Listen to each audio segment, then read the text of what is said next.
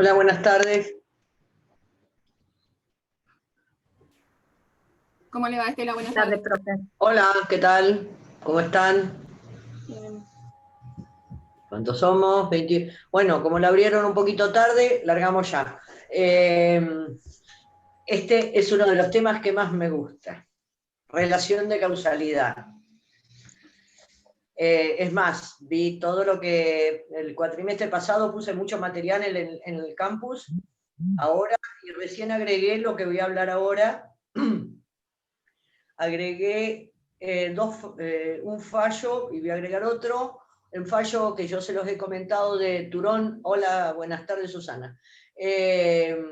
Turón con municipalidad, con el voto de Bueres, que aborda este tema, y otro fallo de la Corte de la Provincia, un fallo viejo, pero que tiene algún tema interesante y por eso lo puse, y donde dice el archivo Turón con municipalidad, también está un excelente artículo de Vázquez Ferreira.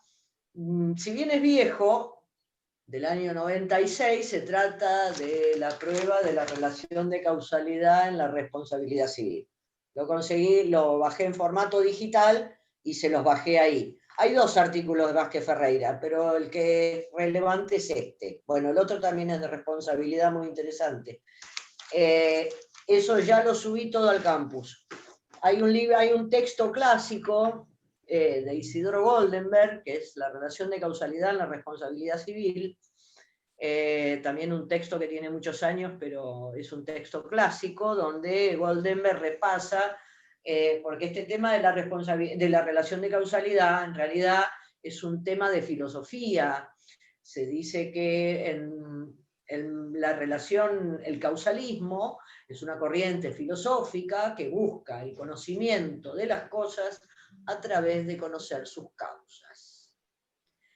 Es un tema que se estudia en las ciencias empírico-fácticas, y también nosotros le vamos a ver cómo el derecho aprende, digamos, o toma este tema de la causalidad, digamos, hasta en la naturaleza y en las ciencias de la física, por ejemplo, pero no hay una total simetría y correspondencia entre causalidad de las leyes de la naturaleza y la causalidad desde el punto de vista jurídico. Comienza haciendo una serie de precisiones, vamos a denominar causación, dice, a la conexión causal en general, a todo este binomio de causa y efecto. Causación en general y todo nexo particular.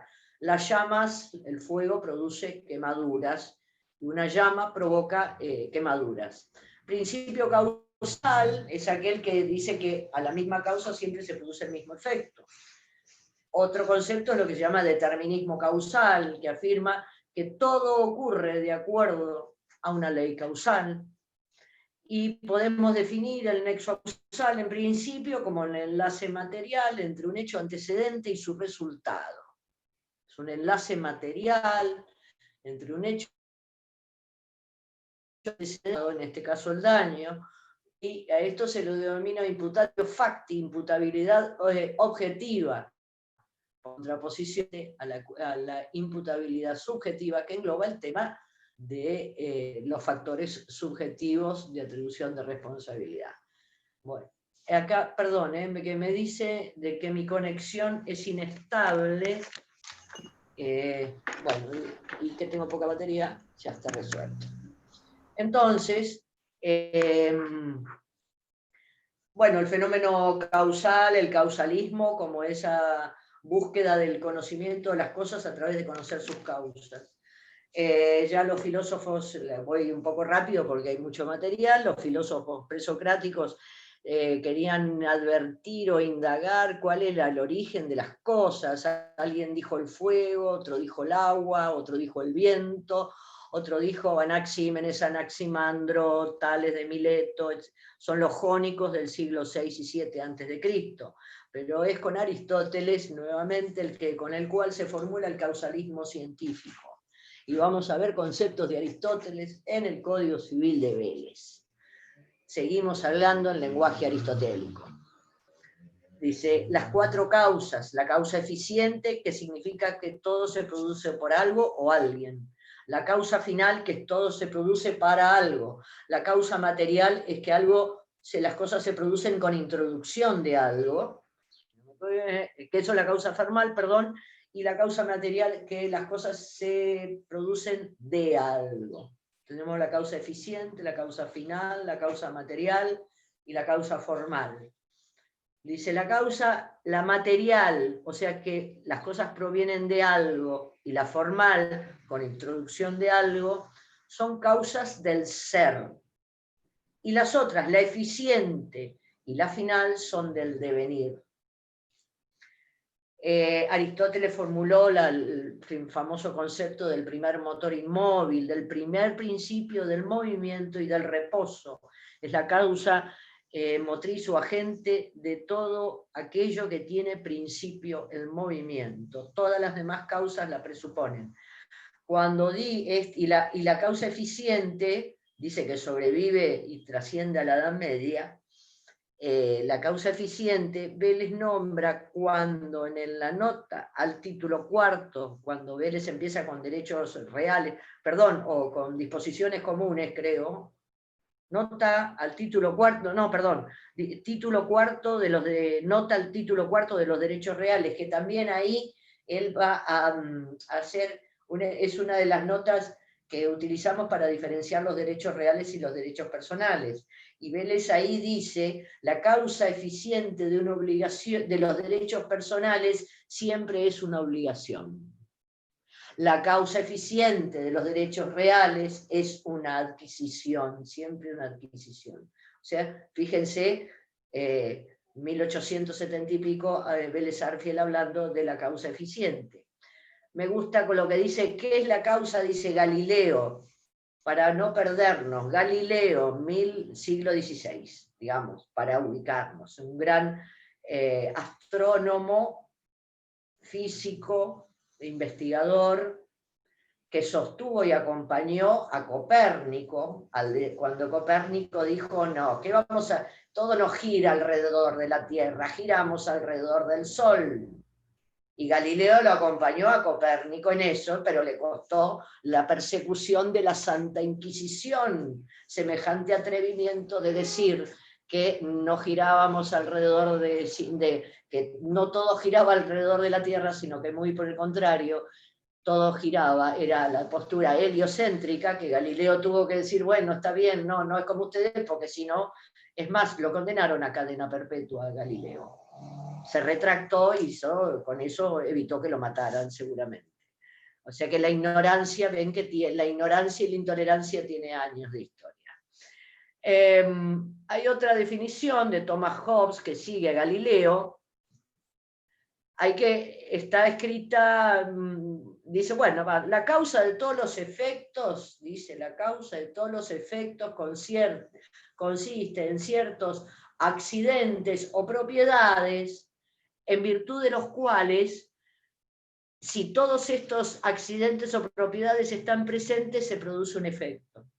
Y si falta uno, el efecto no se produce. Lo que nos lleva de la mano a la postura de la condictio sine qua non.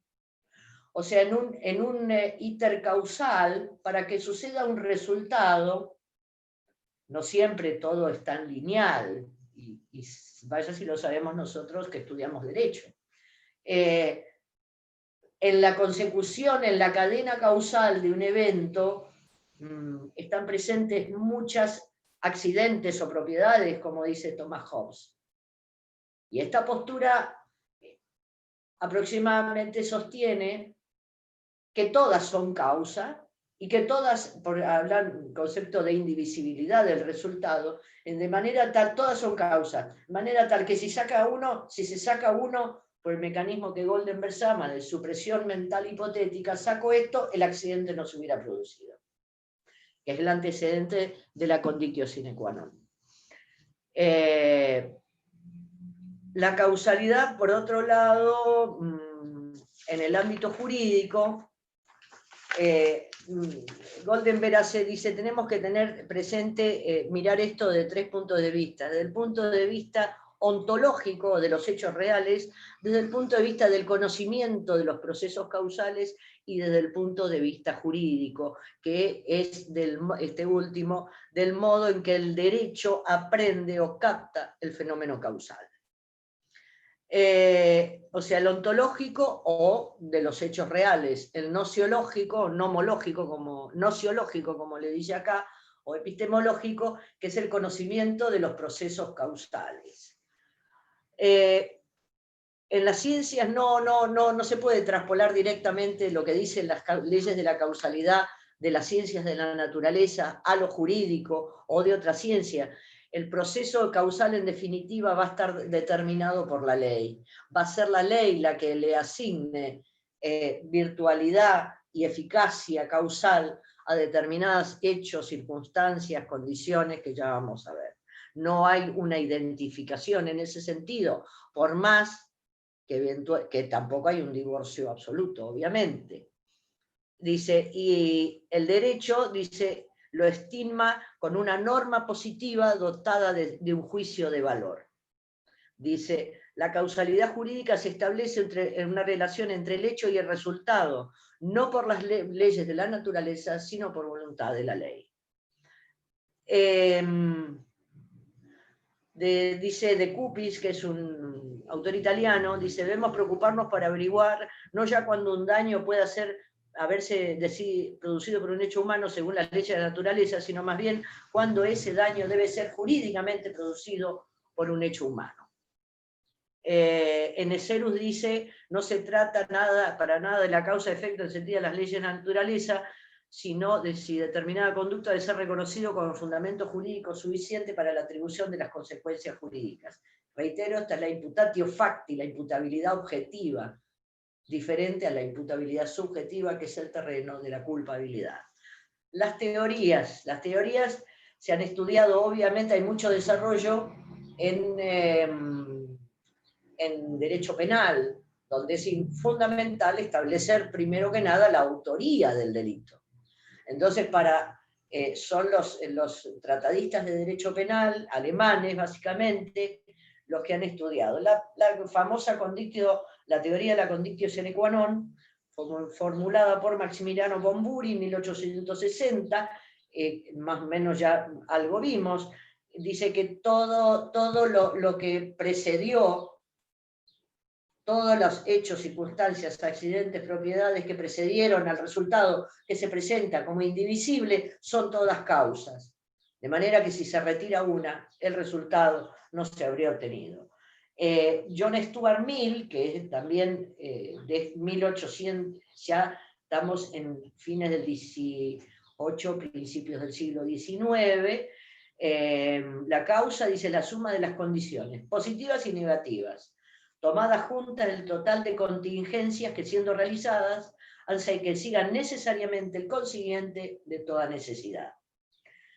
Las críticas que se hacen que es que hay una extensión demasiado importante de la cadena causal, todos somos responsables de todo, digamos, en una visión así, esto de un criterio demasiado extenso y valioso para el derecho, porque en definitiva no nos vamos a remontar hasta la abuela del autor del daño, por así decirlo.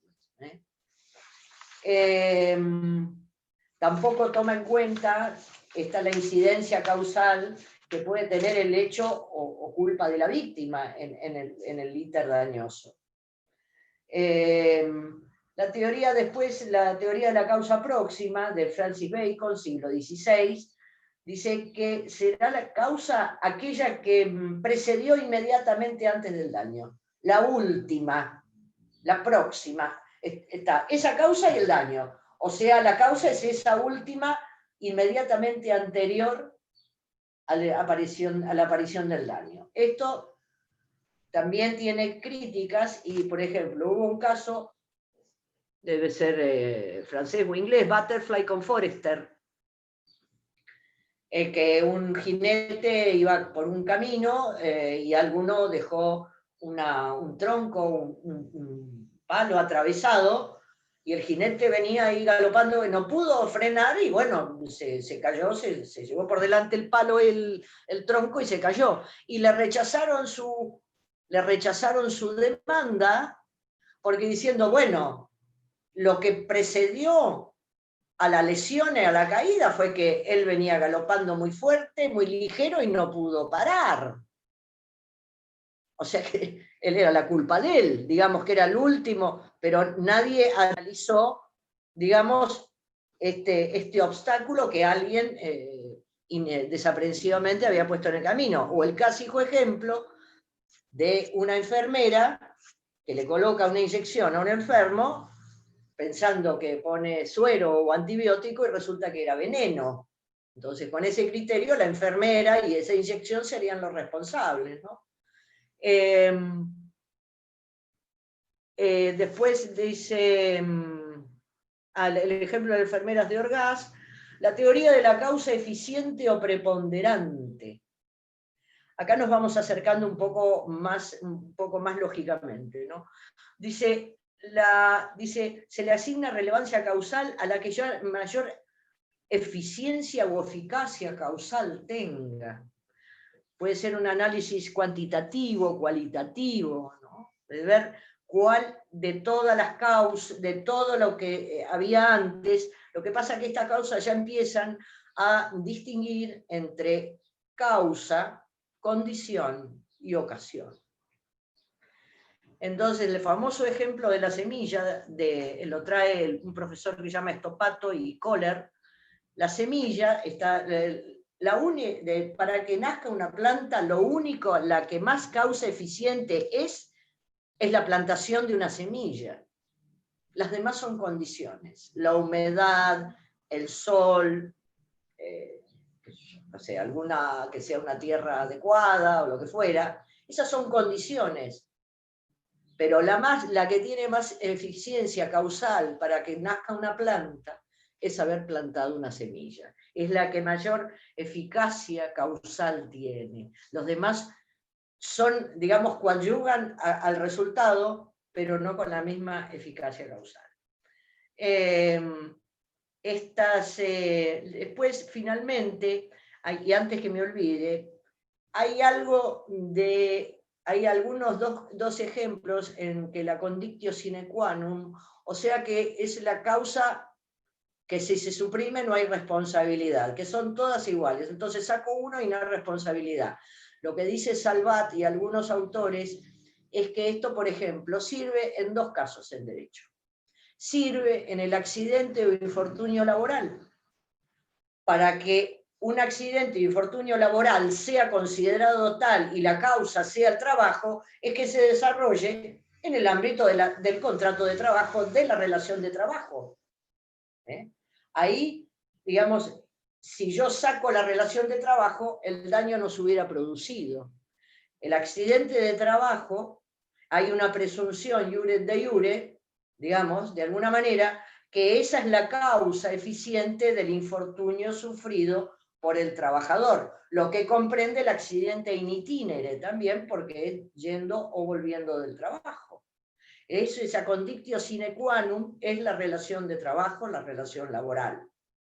Si no hubiera habido, y esto se emparenta con otra figura, que es de la cual la relación de trabajo es un caso especial, que es la responsabilidad indirecta o refleja, por el hecho de terceros, en virtud del cual, este es un supuesto, en el cual, mediando una relación, el daño se produce en ocasión del ejercicio de funciones encargado por el principal a un dependiente.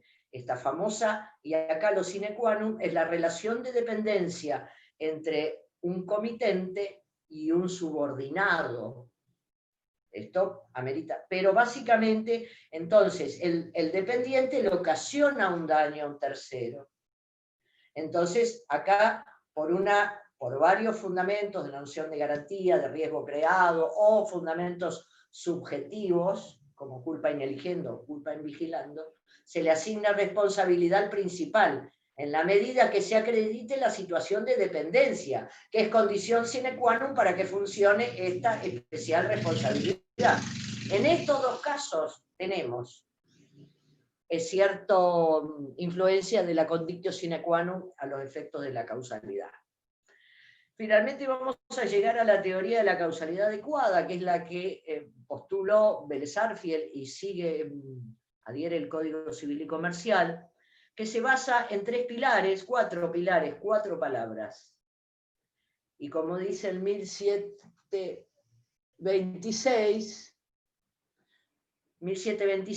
es la relación de causalidad, o por lo menos, dice, relación causal, son reparables las consecuencias dañosas que tienen nexo adecuado de causalidad con el hecho generador del daño. Y las consecuencias inmediatas son lo que acostumbra a suceder según el curso normal y ordinario de las cosas. Esa es la causalidad adecuada. En base a juicios de necesidad, probabilidad y posibilidad, y le agrego regularidad y habitualidad.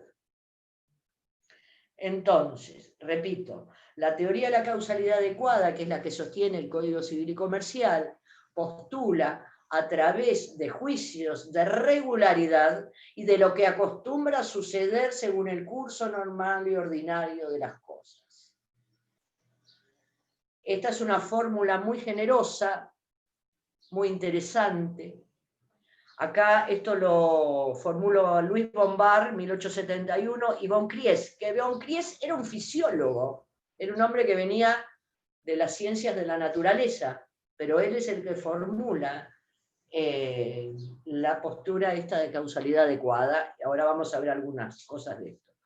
Bombard, en realidad, lo que formula es lo que llama el juicio de regularidad, porque estamos tratando de saber la génesis causal de determinado daño. Tenemos que ir para atrás para ver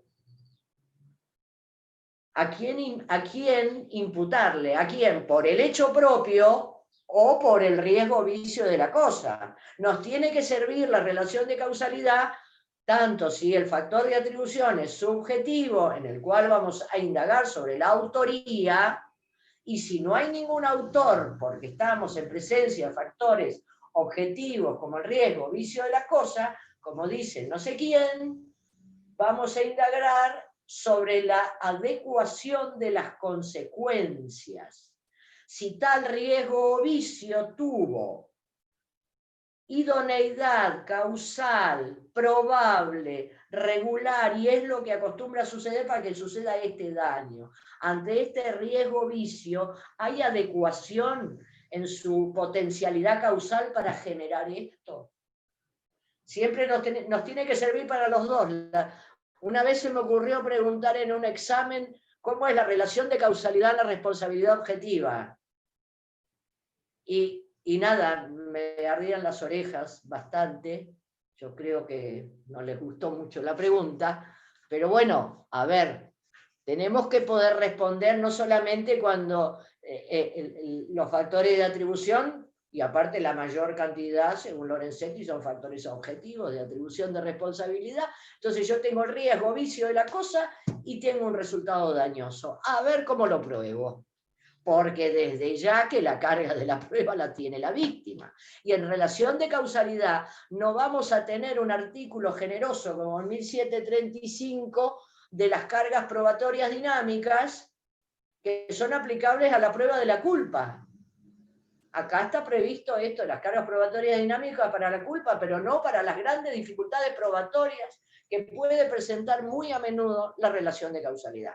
Y la relación de causalidad es como previa al factor de atribución, a buscar la imputabilidad subjetiva, la culpa, el dolo, el riesgo, el vicio. Yo tengo que acreditar esto como alguien llegó a decir que para indemnizar un daño solamente, les dije, había nada más que daño y relación de causalidad, que López Mesa esto rechaza fuertemente esto de la antijuridicidad, ¿no? Pero vean, para que vean lo central que es la relación de causalidad. Y es una de las cosas que yo he aprendido muchísimo porque he hecho algunos procesos así donde se involucra la relación de causalidad, y el derecho es una ciencia también muy generosa porque nos permite indagar en otras ciencias y aprender cosas que no sabíamos, ni hablar del tema de mala praxis médica o de accidentes de trabajo. Bueno, entonces, a lo que voy, y antes que me olvide, la relación de causalidad sirve para atrás, para esto que estoy diciendo, el nexo adecuado con una conducta o con un factor objetivo, y después para adelante, para ver la extensión del resarcimiento. ¿Qué consecuencias? ¿Hasta dónde va a llegar ese dominó? ¿Vieron el famoso efecto dominó de la... El famoso efecto dominó de las consecuencias de un acto. ¿Hasta dónde se va a resarcir? Hoy está unificado el resarcimiento, inmediatas previsibles, unificado, digamos, lo contractual y extracontractual. Y las casuales, como las casuales que no fueron previsibles, jamás se deben indemnizar. Porque acá, dice, en el concepto de regularidad, cuando yo digo es lo que acostumbra a suceder según el curso normal, es lo que regularmente sucede. Dice, porque dice, la gente solo debe responder de las consecuencias regulares de su acción, no de una conexión caprichosa o remota. En esta formulación, dice, en esta formulación hay un concepto de von Lis que es la famosa prognosis póstuma. A la miércoles. Bueno. A posteriori, el evento dañoso ya pasó. Quedó en el pasado. Ahora, en un proceso judicial hay que reconstruirlo y, por imperativo procesal, demostrar los hechos en que fundo el derecho que invoco, 375 del Código de Procedimiento. Yo digo, vi riesgo, vicio, ahí está el riesgo, ahí está el vicio, y relación de causalidad. Este riesgo, este vicio, o esta persona me ocasionó este daño. A veces las demandas hay que hacerlas conjuntas. Vas poniendo un hecho al lado, en otro documento pones la prueba. Si no lo probaste, fuiste.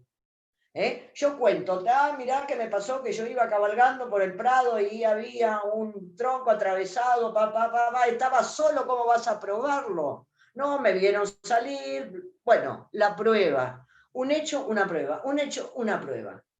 Porque podemos tener la razón y el derecho, pero si no lo probamos, lo lamento.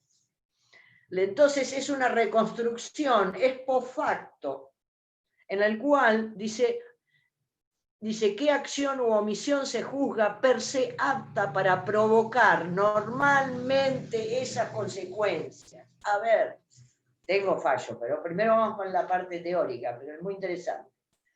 Dice, la teoría de la causalidad es un procedimiento consistente de determinar la teoría de la causalidad adecuada aquilata la adecuación de la causa en función de posibilidad y probabilidad de un resultado, recurriendo para formular de alguna manera este principio causal.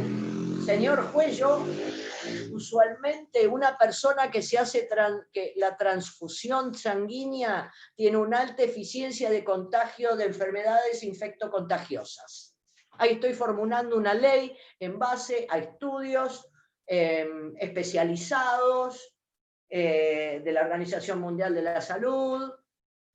Una transfusión sanguínea tiene probabilidad determinante, va a decir alguna otra persona, para la sangre para contagiar enfermedades infectocontagiosas, hepatitis, HIV, mal de Chagas y alguna otra.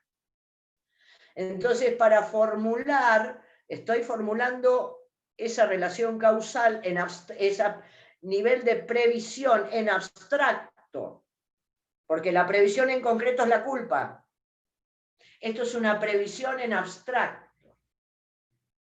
La culpa también es previsión, pero en el caso concreto. Se dice adecuación dice posibilidad, probabilidad, recurriendo a lo que usualmente sucede en el devenir cotidiano. Adecuación significa adaptación. Causalidad también es regularidad. Y lo que pasa con la regularidad, para formular, para decir esto, lo que acostumbra a suceder, yo necesito una pluralidad de casos. No hace estadística un caso. De tanto ver piedras que caían, Newton dije, bueno, acá debe haber una ley, dijo Newton, ¿no? ¿Newton fue el de la ley de la gravedad? Bueno, supongamos que sí. De tanto ver caer la piedra, la manzana y las cosas que se te caen, y debe haber una ley. Y sí, hay una ley, la ley de gravedad. Entonces, cuando decíamos eso de los aspectos ontológicos, nociológico y jurídico, primer elemento del dato de la realidad, ontológico, ¿cayó la piedra? Sí, cayó, anotar, piedra caída. Segundo, ¿hay algo que haga que las cosas se me caigan siempre? Y sí, la ley de gravedad, lo del conocimiento. Y después el derecho va, mediante una norma positiva dotada de valor, va a decir, va a asignar eficacia causal al funcionamiento de esa ley o de otra ley sobre causalidad.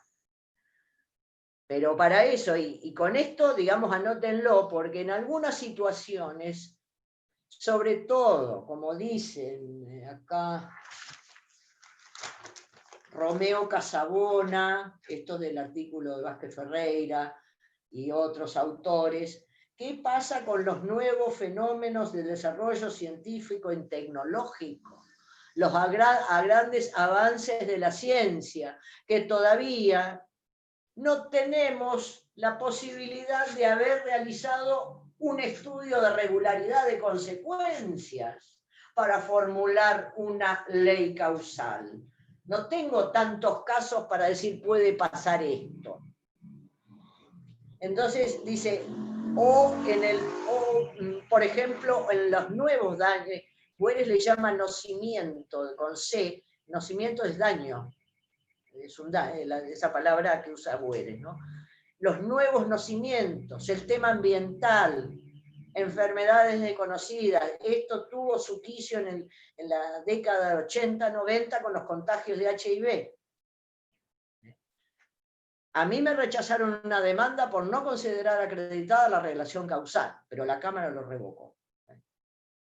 Pero bueno, y uno de los fallos, el fallo Turón contra la Municipalidad de Buenos Aires, también es un contagio de HIV, se los puse ese fallo, ahora lo vamos a ver.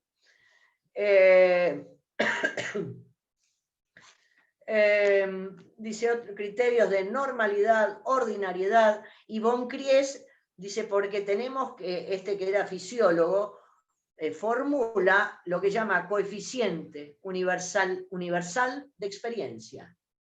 De tanto ver crecer las plantas, que era fisiólogo, qué sé yo, de tanto ver que las cosas se caían, dijo, caramba, acá debe haber alguna cosa que explique esta repetición, esta regularidad de este efecto. Es el coeficiente universal de experiencia. Y que se usa sobre todo, señala Vázquez Ferreira y Stiglitz, en qué rama del derecho también se usa este tema de ver, de hacer estadísticas de lo que acostumbra a suceder. En la rama del seguro, en la labor asegurativa. A ver, decir, bueno, este siniestro, como se dice en seguros, este siniestro es usual, hacemos cálculos de responsabilidad civil por ilícitos viales. Y bueno, tenemos tales y cuales estadísticas, pum, pum, pum, pum, de el sitio web de la Superintendencia de Compañías de Seguro tiene unas estadísticas, una información interesantísima en tema laboral, por tipos de accidente, por qué se producen, por falta de medidas de protección.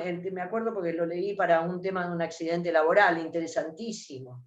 Lo que habla, de acá vamos yendo de la mano al análisis económico del derecho, porque dice, se formulan ciertos grupos de personas que deben, a nivel empresarial, que deben responder por daños, pero también fundamentalmente es la prevención del daño. Y tenemos que hacer una evaluación de costos entre el costo de la prevención, porque prevenir los costos de prevención, la prevención no es gratis, el costo de la prevención y el costo del daño.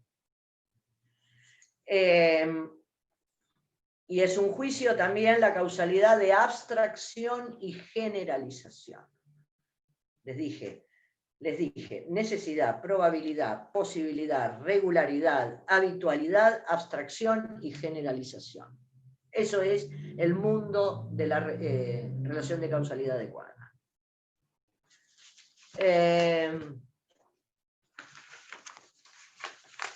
Guido Calabresi, en este tema de análisis económicos del derecho que viene de la doctrina italiana, Guido Calabresi, y también, y acá en nuestro país, Julio César Rivera, es interesante porque hablan de un proceso de objetivización de la responsabilidad que se ha planteado en Estados Unidos y en Francia, a partir de quienes produjeron, de los que participan en el mercado con determinadas actividades riesgosas.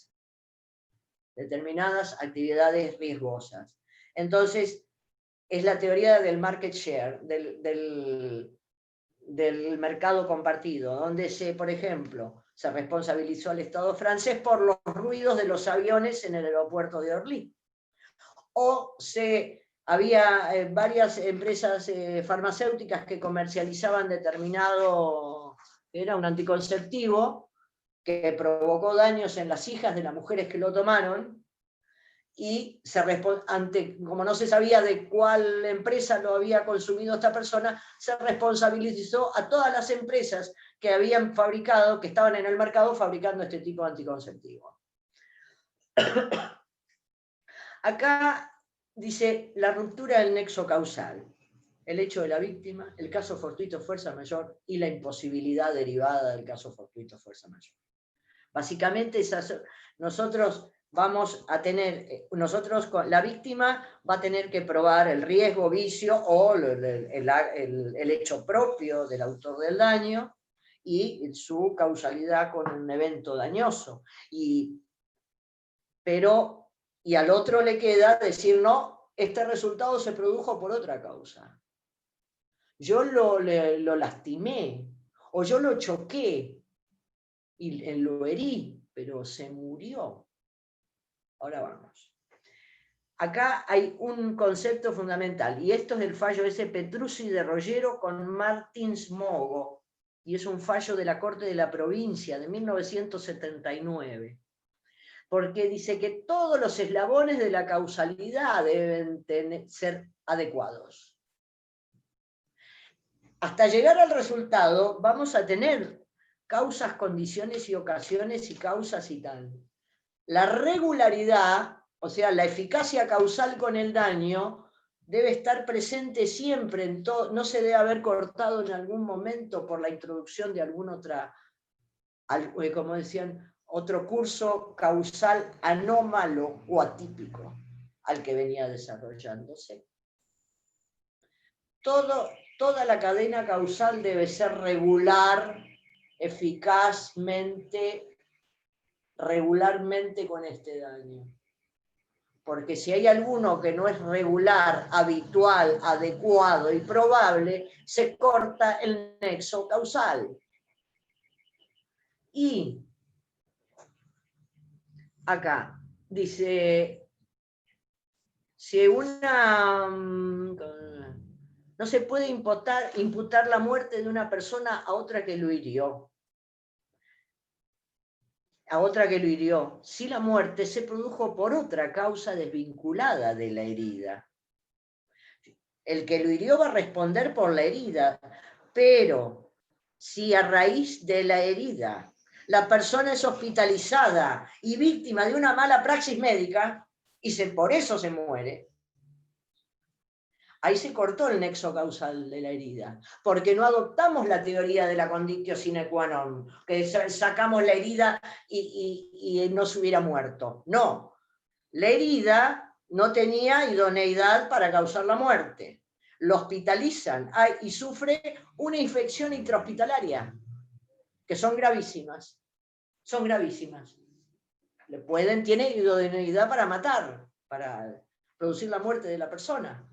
Pero ahí la infección intrahospitalaria, como su nombre lo indica, proviene del ámbito asistencial. No tiene relación de causalidad con este que lo atropelló, le pegó dolosamente o culposamente, no importa. Se va a responder por la herida, pero, porque ahí se quebró el nexo causal por la introducción causal de otra cosa que fue una mala praxis médica. Dice, señala Orgaz que debe haber independencia de este segundo proceso, de esta mala praxis o de esta infección intrahospitalaria.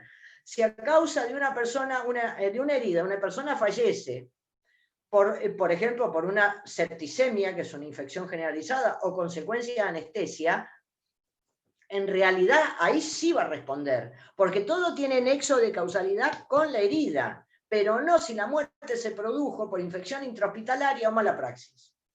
Que viene, sí, Vanessa. Por ejemplo, las condiciones de salud de la víctima anterior al accidente que le produce esa herida, ¿cortaría el nexo causal o no? Porque si no se hubiese producido la herida, quizás el paciente no se moría, pero era hemofílico, entonces se murió. Sí, pero... ¿Cómo es ahí? Es el fallo Petrucci. Ese es prácticamente el fallo Petrucci. ¿Por qué? No lo leí, se me ocurrió porque tengo un caso parecido en el estudio, pero por eso quería saber cómo se resolvía. Lo que pasa, lo que pasa que a la persona la lastimaron al hemofílico. Claro. Entonces,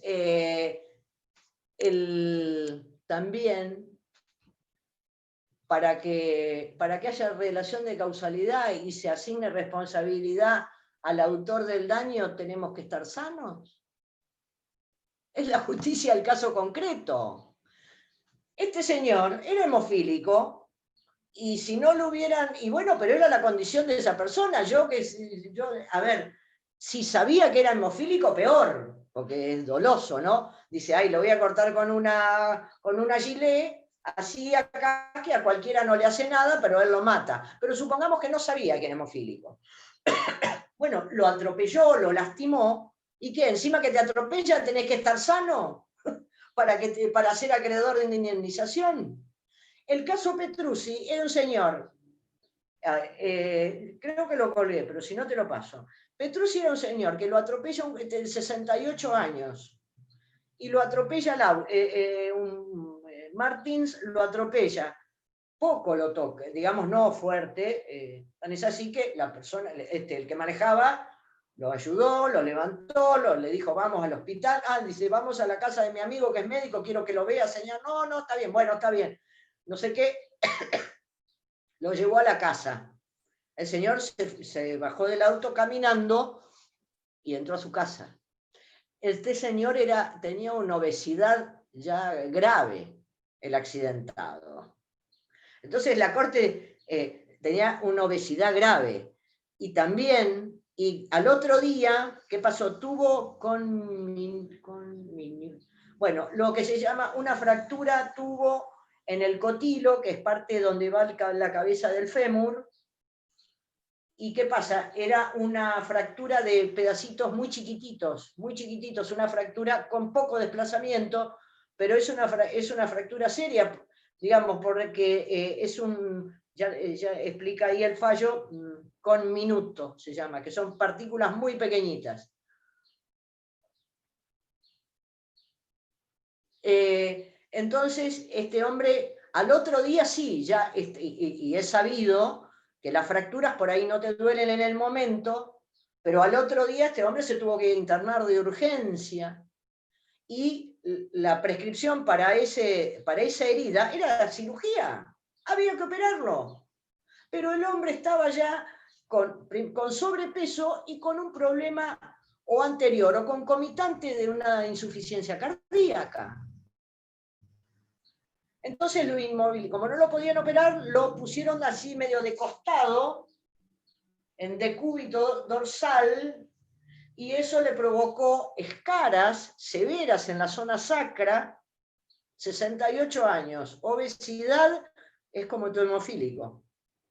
Entonces, y aparte, cuando se está de costado así uno en la cama, las vísceras presionan el diafragma y eso perjudica al corazón. Una cámara, no sé dónde había sido el accidente, pero la cámara venía se le habían rechazado la demanda al hombre, a la mujer, a la esposa. Porque ¿qué pasó? Después de 21 días no lo podían operar, fallo cardiorrespiratorio, el hombre se murió. Se murió. Y los fallos de primera instancia y cámara habían rechazado la demanda, pues dicen, no, como era obeso y no se lo podía operar y tenía un problema cardíaco, no hay relación de causalidad con la muerte. Pero no, es acá donde viene que regularidad causal debe estar presente siempre. Acá no hubo otra circunstancia coadyuvante aparte de la herida. Y dice, y no podemos sostener, dice la Corte, lo ridículo de decir, como era gordo, como era obeso y de cardíaco, no se le da ninguna indemnización. Dice, tendríamos que estar todos sanos para tener la posibilidad de que nos indemnicen. Estas condiciones previas de la víctima, bueno, uno no anda con un cartel, cuidado, atropellar a este que está al lado, que está sano, y no a mí que tengo hemofilia o que tengo... Bueno, los hemofílicos fue un universo contagiado de HIV, porque el hemofílico toma el factor 8, el factor humano, que ahora se hace en forma sintética, pero durante muchos años está la hemofilia grave A o la B, una de las dos es grave, y entonces hasta que se empezó a hacer en forma sintética, el factor 8, el universo de hemofílicos estaba altamente contagiado, porque se utilizan un coagulante, que es el factor 8, que es un hemoderivado, etcétera, etcétera. Dice, en el caso de Petrucci, entre el aprovechamiento y la muerte, no hubo ruptura del nexo causal, no hubo otra causa aparte del accidente. Voy a abrir un poquito la ventana, estoy viendo acá. No hubo otro hecho con idoneidad para causar la muerte. Acá ahora quiero ver el artículo de Vázquez Ferreira. Bueno.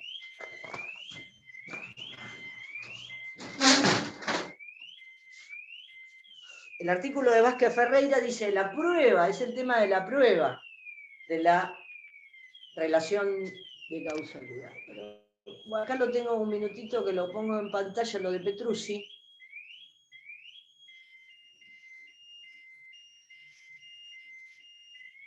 Página 4.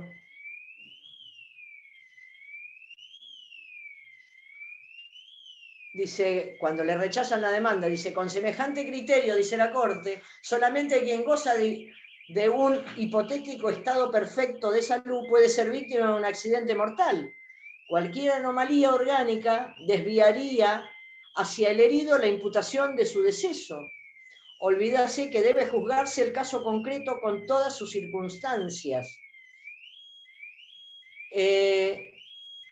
Y acá otro que subrayé, dice, las fracturas que sufrió este hombre en su gran mayoría son ocasionadas por accidentes, es una típica fractura de accidente de tránsito. Se trata de peatones que al intentar cruzar un camino son embestidos. Acá la cavidad cotiloidea es fracturada por la cabeza del fémur y la fuerza transmitida desde un traumatismo en la rodilla o en el pie es menos importante. Bueno, el paciente no pudo dejar de buscar asistencia médica porque si bien como ocurre en algunas fracturas no se la siente de inmediato, luego empiezan los dolores, sobre todo con los movimientos. Y la asistencia médica que se requería era una cirugía mayor. La cadena causal es innegable entre el golpe, la fractura y el tratamiento penoso y no óptimo con la consecuencia de la muerte del accidentado, sin que concurra ningún hecho fuera de lo común, de lo normal, que rompa el nexo causal al constituirse en el elemento principal del resultado letal. dice, son fenómenos harto comunes también las escaras sacras en los enfermos sometidos a posiciones inmóviles en el lecho, con mayor razón si son obesos y ancianos. También la descompensación cardiorrespiratoria en estos casos es frecuente y no constituye una complicación extraordinaria. No es extraño que pese a los esfuerzos de los médicos se acentúe la insuficiencia cardíaca y aumenten las escaras hasta el deceso.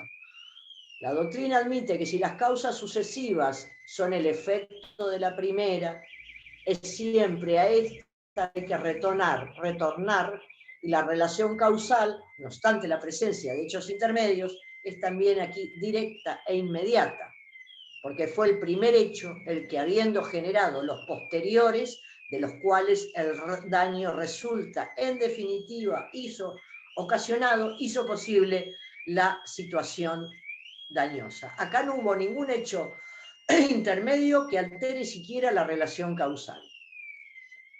Este fallo no es largo, son 6 hojas y es muy interesante.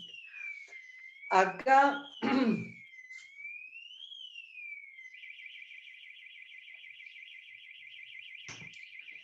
este artículo de Vázquez Ferreira refiere lo que les dije hace un rato, que ante la aparición de nuevos daños fruto de los adelantos de la ciencia y de la técnica, situaciones en las cuales no se puede establecer a ciencia cierta esta regularidad del efecto.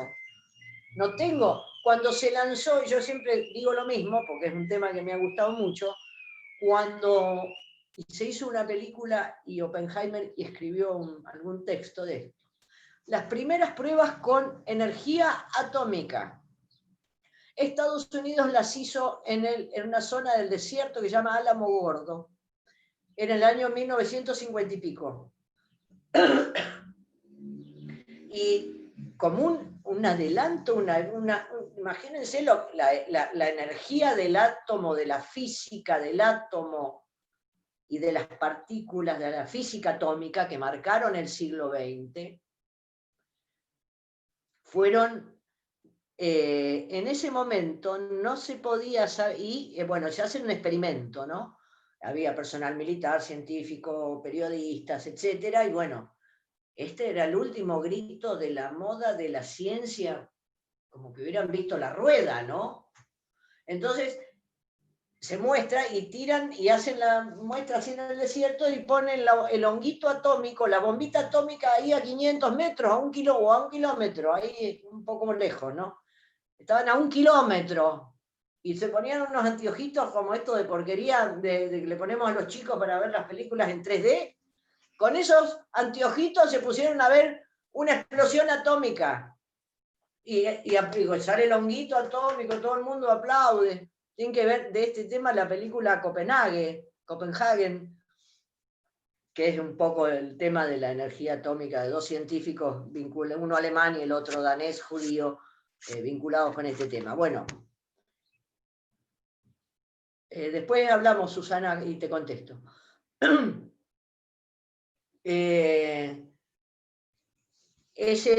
esto plantea problemas de prescripción. En 1950 y todos aplaudieron, se fueron de la prueba atómica, todos a su casa. 15, 20 años después, un periodista o un soldado, no sé qué hacía ahí, el hombre, bueno, le va mal en su vida privada, no le duran las parejas, bueno, cosas que acostumbran a suceder según el curso normal y ordinario de las cosas, pero el hombre se da cuenta que, bueno, que es aspermático, que tiene problemas de esterilidad.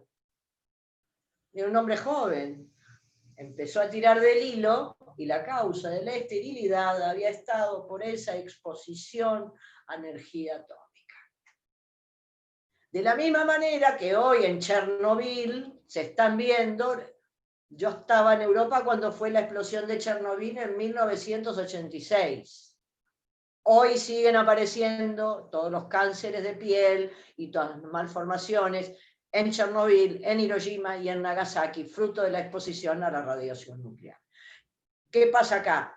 También la famosa talidomina, La talidomina era una droga que se daba en la década del 60, que yo nací en el 60, y me refiero porque tengo otros hermanos que nacieron y mi madre recuerda que vino la locura de la talidomina, porque era para evitar abortos y pérdidas de embarazos, no sé qué. Pero ¿qué pasó? Las criaturas nacían sin brazos o sin piernas, tenían las manitos acá. Una vez vi una nena yo en un club que iba, acá sin brazos, las manitos acá, y los pies saliendo directamente de la cadera. Eso fue producto de la talidomina. Cuando se sacó la talidomina al mercado como el gran avance de la ciencia para evitar abortos espontáneos, pérdida de embarazo, con estas cosas nuevas no se puede establecer esta ley causal, este análisis de la regularidad de determinados efectos, precisamente porque son nuevos, lo que también genera problemas de prescripción. Porque yo, bueno, puedo tener conocimiento del daño. Decía, ay, bueno, soy aspermático, no, era estéril el hombre. Pero no sabía la causa. La pandemia y la vacuna, también vamos a tener algo muy similar, ¿o no? Las posibles consecuencias que pueda traer, no las vamos a saber de acá a un par de años. Sí, yo con tema de la vacuna, el otro día pensaba que hay un protocolo acá. Digamos, sí. Las influencias, las gripes no son nuevas. Desde la gripe española del siglo XIX, ¿no? La fiebre aviar, la fiebre porcina, el COVID, el otro, bueno. Pero digo, para decir esto es una vacuna, hay protocolos que seguir, fases de pruebas preestablecidas, todas las diligencias exigibles para que una vacuna a nivel de salud pública será en nuestro país el ANMAT, la Administración Nacional del Medicamento y no sé qué más, será el ANMAT y el Estado, a través de la autoridad sanitaria, la que diga, bueno, aprobamos esta vacuna, que es la de Pfizer, la de Putin o la de Seneca, no sé qué. El Estado Nacional deberá acreditar. Yo creo que todos estos análisis son previos a que vayamos a poner el bracito para vacunarnos. Digamos, para ver eventualmente son las pruebas y las etapas de construcción, de elaboración de una vacuna eficaz, viendo los efectos adversos o no que pueda tener. Hasta decir, bueno, un ministro de Salud de la República Argentina tendrá que firmar que esta vacuna ha superado todas las etapas y se presenta como idónea para evitar que el contagio del COVID-19. Yo jamás me di una vacuna contra ninguna gripe. Solo esto que usted contaba del medicamento, la talidomina, era también no tiene que haber pasado por ciertos controles para saber que esas consecuencias no se iban a producir. Seguramente, claro. Por eso lo asociaba en ese sentido. Más allá de las pruebas que hayan hecho anteriormente, las consecuencias se van a ver cuando la mayoría de la población la tenga o la utilice. Sí, es correcto lo que decís. Y en el... no es lo mismo, no es lo mismo una vacuna que un medicamento. Digamos, me atrevo a decir, yo no voy a, como los abogados dicen que hablamos de todo y que no voy a hablar de cosas que no sé, pero me atrevo a decir que así como no es lo mismo hecho que acto, no es lo mismo un antibiótico o un estrógeno que una vacuna. Ambos son terapéuticos. Ya empecé a inventar, ¿ves? Ya empecé a inventar, pero bueno. Entonces, en estos nuevos daños, hay un llamado por el principio, y si dice Vázquez Ferreira, pro damnato, y en principio pro homine, de aligerar o de buscar mecanismos para, sin relevar de la carga de probar el nexo causal, no como, y que eso tiene unos artículos, López Mesa, que se enoja muchísimo con que dice que los jueces inventan la causalidad a veces, y él habla de la ideología de la reparación, o sentencias que él considera, bueno, en el particular estilo de López Mesa, ¿no? Pero que no nos olvidemos que es, si no están los 4 presupuestos, no va a haber responsabilidad civil. Entonces llama a un aligeramiento de la carga de la prueba. Ya no tenemos, como les decía hace un rato, esta posibilidad de cargas probatorias dinámicas. Pero por hipótesis me pongo a pensar que podríamos en un proceso, si yo tengo un intríngulis, una carga, tengo una relación de causal que va a ser complicada como prueba, y yo plantearía la inconstitucionalidad del 1735, que no me permite aplicar la teoría de las cargas probatorias dinámicas a la relación de causalidad.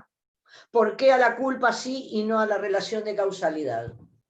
Si la relación de causalidad, toda la doctrina dice que también presenta las mismas o grandes dificultades probatorias igual que la culpa. Acá dice, distribuir la carga de la prueba de la culpa, punto, o de haber actuado con la diligencia, ponderando a las partes que en mejor situación estén para aportarla. Bien. ¿Y por qué esto se aplica a la culpa y no a otro, que es un factor de atribución subjetivo? Hay otros factores de atribución, no para el riesgo tampoco, que el riesgo a veces tiene una vinculación, el riesgo, el vicio, las actividades riesgosas tienen se me acaba de ocurrir, una vinculación importantísima con los procesos técnicos, científicos, estos desconocidos. Ahí la culpa, hay bibliotecas enteras de la culpa. ¿Qué más falta decir de la culpa?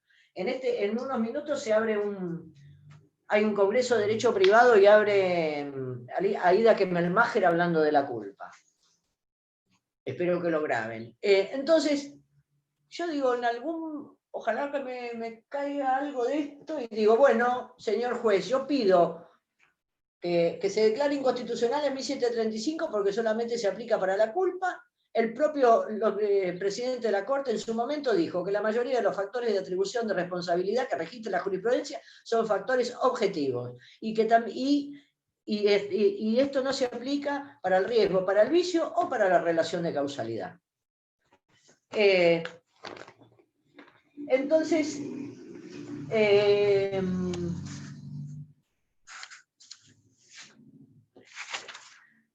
en estos lo que llaman nuevos daños, contagio HIV, esto es del año 96, el tema ambiental, son fenómenos novedosos, de antemano no puedo saber. Romeo Casabona, por ejemplo, habla sobre todo en responsabilidad médica, del tema de la existencia muchas veces, no hay una certeza absoluta de la relación de causalidad. En determinado daño, y hay un ejemplo que ponen, una persona está gravemente enferma,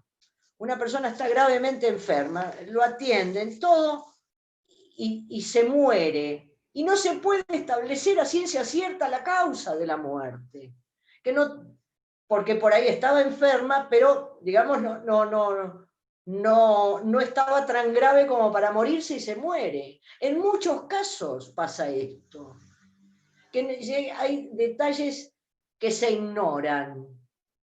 En caso de duda, cuando hay duda, o como dice, hay una falta de ser, no se puede, vamos a sustituirla, dice la posibilidad. La probabilidad es más que la posibilidad, y dice probabilidad determinante, o ver extremos que estén probados para elaborar alguna presunción, por ejemplo. Y en Italia se postula que la falta de certeza total puede ser sustituida por la de probabilidad, aunque limitada en los efectos de la idoneidad de la conducta para producirlos, y alguno habla de probabilidad determinante. Porque no vamos a tener la certeza absoluta.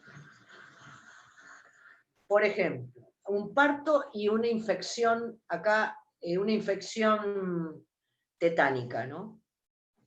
Dice, los peritos afirmaron que la mujer muere. Afirmaron los peritos que con una buena intervención oportuna médica, la mujer tenía 30% de probabilidades de sobrevida. Y los condenan en sede penal. Entonces los médicos se agravian y dicen, ¿y qué? ¿Y no tenés en cuenta el 70% de probabilidades de muerte? Es un tema. Aparte, aún teniendo bases sólidas, hay un artículo que termina diciendo eso, aún teniendo bases sólidas para decir este efecto o este daño se produjo por tal cosa, esto no, ¿y si se produjo por otra cosa? Porque esto no es absolutamente exacto. La certeza total, en algunos casos puede ser clara, en otros no tanto. De Ángel Yagües es el que habla de probabilidad determinante, que es más que mera posibilidad. En Francia hay dos posturas que buscan, que son herramientas para aligerar la carga de la prueba. Esto lo reseña Geneviève Binet, que es una jurista francesa, y es la teoría de la causalidad virtual y la postura de la creación injustificada y culposa de un riesgo. La teoría de la causalidad virtual dice, cuando no hay una conexión cierta y directa entre la actividad del médico y el daño, por los cual responsabilizarlo, pero se produjo un daño, acá dice se va a indemnizar por equidad parcialmente como la pérdida de chance de curación o de sobrevida. La teoría de la causalidad virtual. Dice que no hay certezas totales. Dice, no existe conexión cierta y directa, pero sí consta que la acción o omisión disminuyó las posibilidades de curación o de sobrevida. El caso de la Corte de Apelación de Grenoble en 1962. Un hombre en el año 52 tiene una lesión en la mano, y el médico no ve ninguna fractura, nada. Inmoviliza un poco, bueno. En el año 58, al levantar un peso, este hombre siente un dolor terrible en esa mano. Bueno, acá dice, se postuló que un mal diagnóstico cuando se lastimó en el 52 había evitado, si hubiera habido un buen diagnóstico, el hombre hubiera inmovilizado, era una fractura sin desplazamiento, bla, bla, bla, bla. Este mal abordaje de esa fractura le privó a él de una posibilidad de curación buena de su mano, y entonces que no hubiera pasado que 6 años después, al levantar un objeto pesado, tuviera un fuerte dolor y se descubriera en realidad que era una secuela de una fractura mal consolidada, mal sellada. Dice, otros decían, no, esto en realidad un evento de 6 años después no se puede achacar a esa originaria lesión. Esta teoría de la causalidad virtual en realidad es bastante criticada porque dice que en realidad si no hay relación de causalidad entre un evento dañoso y un antecedente, no se puede imputar responsabilidad y menos a título virtual. Lo que sí, y dice, y menos con el evento, con el daño más grave, digamos, ¿no? Sí puede decirse con este daño especial que es la pérdida de chance, pero que quede claro que también la pérdida de chance exige nexo de causalidad adecuada con el evento, con el hecho generador del daño. La pérdida de chance es un daño especial, pero que también requieren nexo adecuado de causalidad con el evento dañoso. Y dice, este es un daño, no parece justo, dice, ay, pero dejarlo sin indemnización, pero se puede dejar sin indemnización cuando no se prueba la relación de causalidad. Esto dice, es una causalidad aleatoria. En base a eso se lo presume como responsable al médico. Y de un daño que tampoco está probado, que el daño más grave hubiera tenido nexo de causalidad con esa primera intervención médica. Entonces, acá también la critican. Dice, supongamos un enfermo muy grave, que está en peligro de muerte. Hay una negligencia cierta, probada, que le hace perder, este era el ejemplo, que le hace perder al paciente toda posibilidad de recuperación. Pero el paciente fallece y no se puede establecer, los peritos no pueden establecer la causa cierta de la muerte. Sí se pudo establecer que la negligencia, que hubo negligencia médica, pero no con nexo adecuado de causalidad con la muerte. Pero sí, dice, eventualmente con una pérdida de la posibilidad de sanarse. Pero esa pérdida también tiene nexo, esa pérdida de chance también tiene que estar con nexo de causalidad adecuado. La otra postura es la creación injustificada de un riesgo, la creación culposa de una situación de peligro. Esto dice,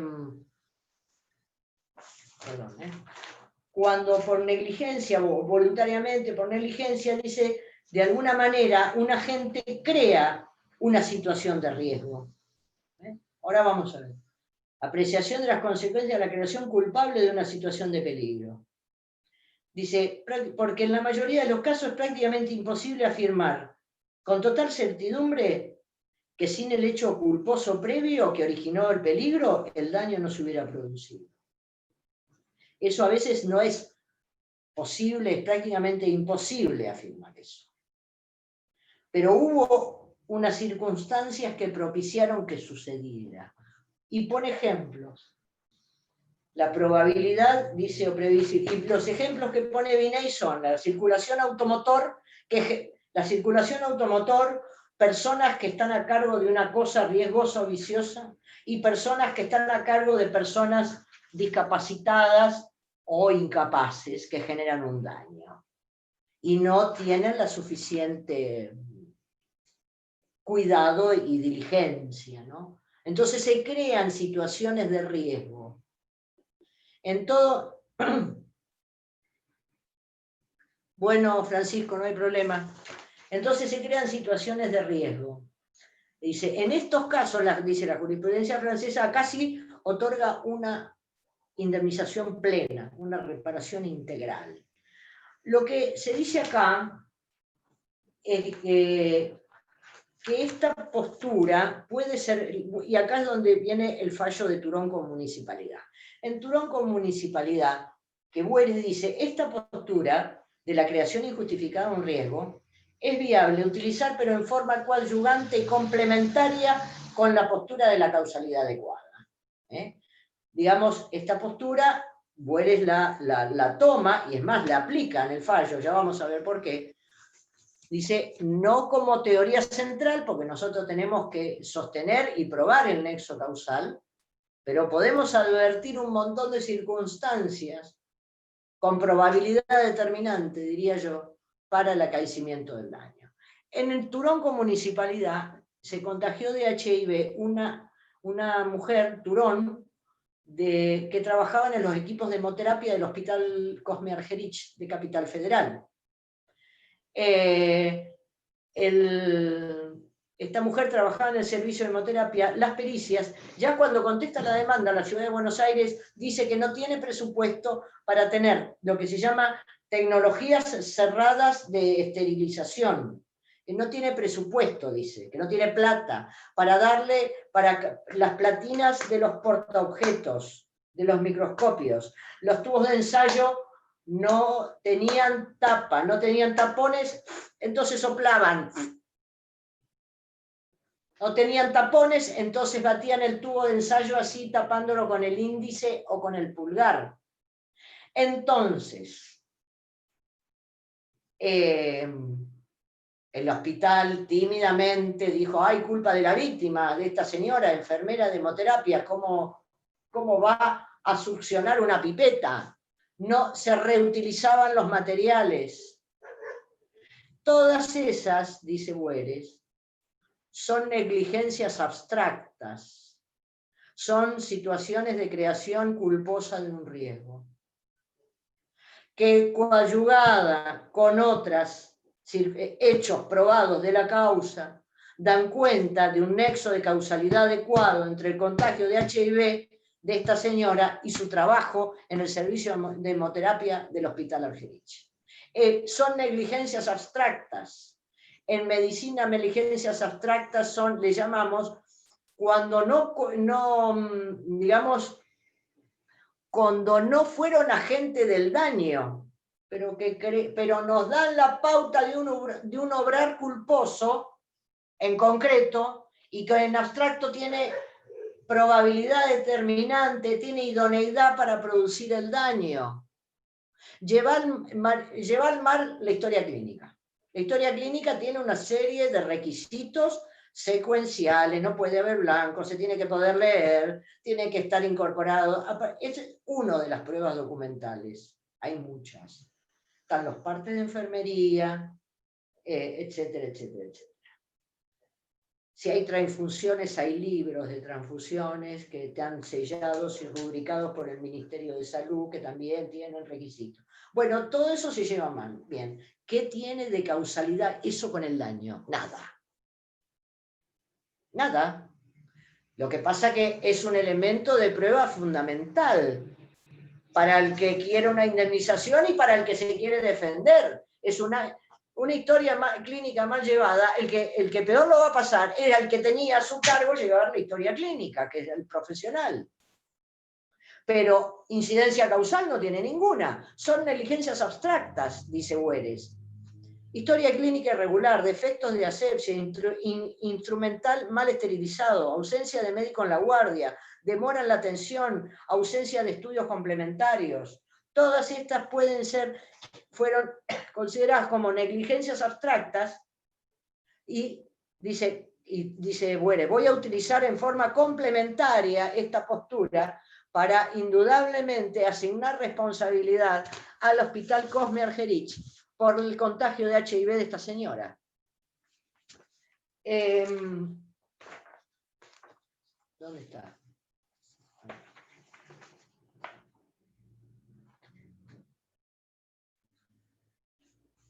Por ejemplo, acá dice Bueres, enfatizo que probada la enfermedad y aceptada la eficiencia causal de ese menoscabo naturalístico, como habla Bueres, más allá que se examine la adecuación de los daños o intereses minorados ocasionados a la actora, las conductas examinadas son antijurídicas, pues no se hizo patente ningún eximente de responsabilidad que justifique la conducta dañosa. Y es en este fallo donde Bueres dice que la antijuridicidad es causar un daño sin que medie una causal de justificación. El artículo 17 del Código Civil. Dice, ¿qué pretende la demandada? Dice, cuando habla esto. Porque decían, esto pasó en el año 1991-92. Acá hay un perito en el 91-92 que dice que no tenían tecnologías cerradas para la asepsia.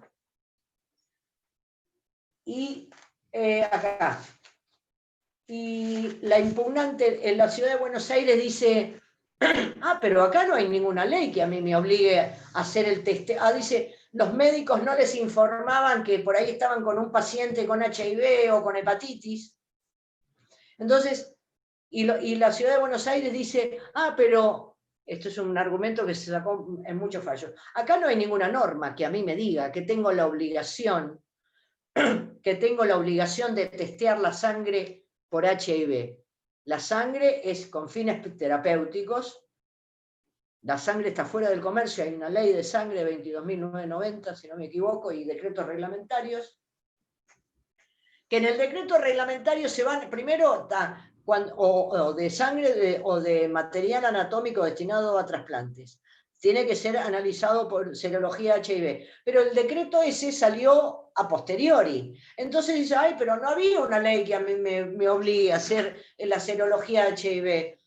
No, entonces dice, pero la antijuridicidad es material, no es específica de la violación de una norma.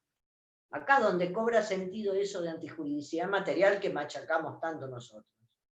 Miramos, ya dice acá, en el año 86-87 era ampliamente conocido en el ámbito 87-88, época de la labor de la víctima, era universal y públicamente conocido en los medios científicos que se debían efectuar las pruebas serológicas de hepatitis no A, no B y de HIV, por ejemplo, puesto que ello era indispensable para evitar contagios, las pruebas serológicas de sífilis, brucelosis, mal de Chagas, etc. Entonces, no puede, dice, que está invocando la demandada, un supuesto derecho a dañar. ¿Qué pretende? Que es el ejercicio regular de un derecho, y pone artículo 34 del Código Penal.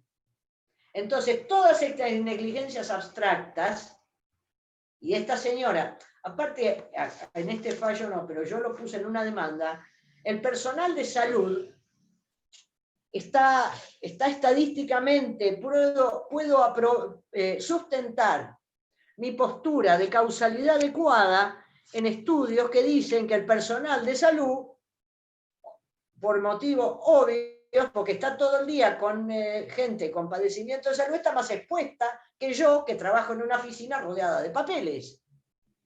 El personal de salud fue así como se contagió de HIV, de COVID, y en general de todo el microorganismo y todo lo que hay en un ente asistencial, ¿no?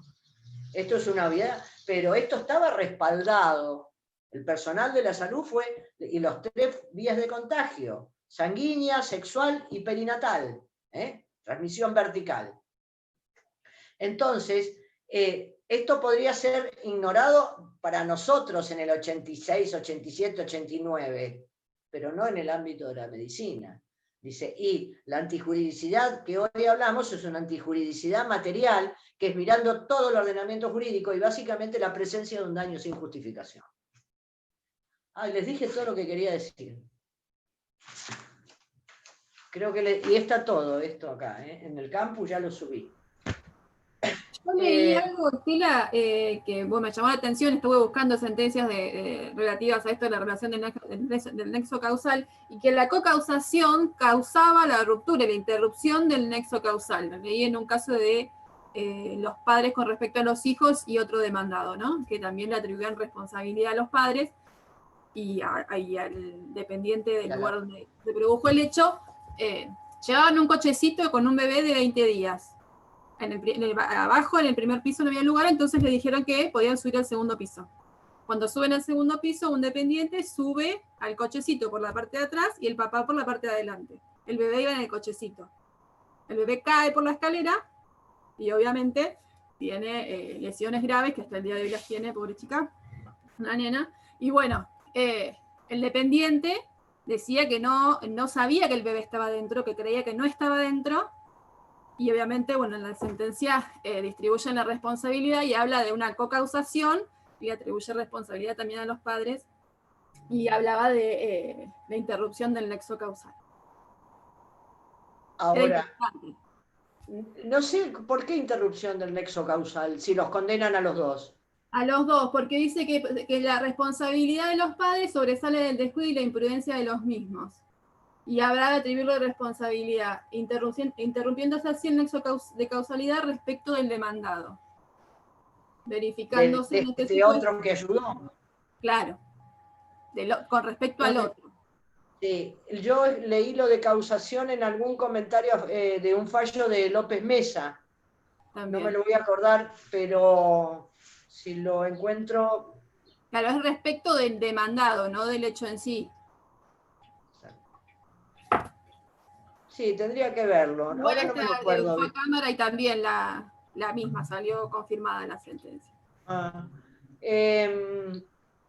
Hay un fallo que una vez leí, que voy a ver, tendría que encontrarlo, pero un bebé creo que nace prematuro y con algún problema de salud, y primero lo tratan en el hospital A, después los padres lo llevan al hospital B. Y en ambos hospitales al bebé le dieron oxígeno. Y el bebé vivió, pero quedó ciego. Y la ceguera tiene su nexo de causalidad con el oxígeno. Si no está técnicamente bien provisto el oxígeno, provocó la ceguera. Pero no se podía saber en cuál de los dos hospitales. En los dos le habían puesto oxígeno al chico. Y el juez los condenó solidariamente a ambos, con buen criterio, digamos. No es cocausación, tiene algún parecido, pero esto sería de mercado compartido, digamos. En los dos lugares se le administró oxígeno. El chico está ciego. Y bueno, en los dos lugares tenían idoneidad causal para este daño. A ver, preguntas había acá.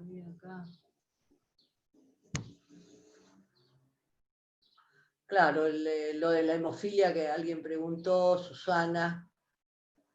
Claro, sí, la hemofilia del paciente no corta el nexo causal, porque si no tendríamos que ser todos sanos para que nos pedir una indemnización. En el caso de accidente de tránsito, donde la víctima de un accidente por tardanza de la ambulancia fallece, ahí el homicidio, ¿a quién se le imputa? Romperían. Y bueno, sí se prueba, hay que probarlo. Hay mucha jurisprudencia sobre el tema de la emergencia, de la llegada tempestiva a atender. Porque en muchos casos esto es fundamental, la atención tempestiva en el momento, ¿no? Hay una hemorragia, hay un problema cardíaco, y sí, y se le ha asignado en muchos casos, en la medida que esté probado, digamos, a ver, la persona falleció, la ambulancia tardó 40 minutos. Si hubiera llegado por ahí a los 15 minutos, le ponían oxígeno, algo para el corazón si estaba en paro, en fin. Hay que ver en general las circunstancias, ¿no? Pero acreditado que una atención tempestiva le hubiera salvado la vida. Disculpe, profesora, dice, no, Francisco que se fue, que tiene mala conectividad. Inés Delfino, ok. Lisandro, ¿cómo anduviste? Bien, profe, tengo una pregunta para usted. A ver. Respecto a esto del nexo causal. ¿Vio estos famosos accidentes o imprevistos que hay en la ruta respecto a los colectivos de larga distancia que arrojan una piedra desde esos pasos peatonales en altura? Sí. ¿Ahí cómo sería el nexo causal? O sea, ¿se le puede reclamar a la empresa cierta indemnización por los daños causados a una persona, a un pasajero? ¿O cómo se da en ese punto? Sí. En el contrato de transporte tiene unas particularidades que hay que tener en cuenta, en el sentido que tiene el factor de atribución es objetivo, es la seguridad del pasajero transportado, es una obligación de resultado. Eso quiere decir que si el pasajero no llega sano y salvo al destino, eso equivale al incumplimiento del contrato de transporte. todo lo que pase desde que sube hasta que baja es responsabilidad de la empresa de transporte. Punto.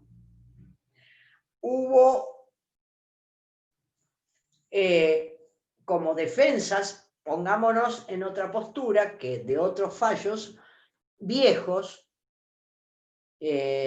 otros fallos más viejos que decían, en realidad, ¿cómo fue que no hicieron responsable a Ferrocarriles Argentinos porque alguien... eso es otra pregunta que hice en un examen. Que alguien tiraba piedras, en el cuatrimestre pasado me parece, que tiraba piedras y que es frecuente que a los trenes, a los colectivos les tiren... lo hacen los piratas del asfalto para que el colectivo pare y ahí caen los ladrones. Pero bueno, en otras posturas viejas decían, ay no, son hechos imprevisibles, las vías de hecho de tercero, no, es un caso fortuito fuerza mayor, porque yo voy llevando a la gente acá en el tren, en el colectivo, ¿yo qué puedo hacer? No, la reiteración de estos hechos vandálicos habla a las claras de que esto es previsible, y si es previsible se pueden tomar medidas de seguridad, poner rejas, avisar a la gente que baje en determinadas zonas donde la gente tira, en fin, y tomar medidas de seguridad, ¿no? En el contrato de transporte esto no hay escapatoria, te diría. No hay prácticamente escapatoria, porque es un contrato, es una obligación de resultado, desde que sube al medio de transporte, cualquiera sea, hasta que desciende. Debe llegar el pasajero sano y salvo. Hay un deber de seguridad muy fuerte en el contrato de transporte. Y estos que hacen estos ladrones de colgar piedras, el colectivo para y ahí vienen y te roban y qué sé yo. Esto no es una novedad. No es una novedad que no se pueda salir a tomar medidas de prevención, revisar los puentes. Vamos, vaya a la policía y revise los puentes, control de la circulación en las rutas, de animales, de piedras colgando, de la misma manera, todos estos elementos que hacen a la seguridad del tránsito, ¿no? Como dato de color, el 523 pasa por la Villa de Berti, cada 2x3 le tiran piedrazos y el colectivo sigue, no para. Pase lo que pase, claro, sigue. Claro. Sí, y ahí está Villa Bertis y Villa Lourdes. Terrible. Esa zona está a escasos minutos de nuestras casas, en nuestra ciudad, está en una situación de violencia, con mucha venta de droga y de cosas robadas y tal. Prefiero leer los policiales que las notas políticas. Te dan más el pulso de la realidad que la política. Muy mentirosa la política. Mentirosa en general y en particular también. Pero para saber el ritmo de la realidad me sirven más los policiales. Digo, porque el otro día dice, en Villa Lourdes, digo, no, yo soy marplatense toda la vida, ¿dónde queda aquí? ¿Qué Villa Lourdes? Y bueno, es ahí al lado de la Villa de Bertis, ¿no? Sí, hubo varios hechos últimamente bastante violentos. Bueno, como siempre un gusto. El martes que viene es mi última clase. Vamos a hablar de esta responsabilidad profesional. En general, digamos, voy a ver si ya para sacarle, hemos hablado bastante de responsabilidad médica, así que voy a buscar voy a ver qué responsabilidades profesionales en general, que es cómo esto está fuera de la Ley de Defensa del Consumidor. Y vamos a buscar algunos de responsabilidad civil de los abogados, porque hay fallos ya, no somos impunes. Nos vemos el martes, dale. Adiós, hasta luego. Hasta luego. Adiós, hasta luego.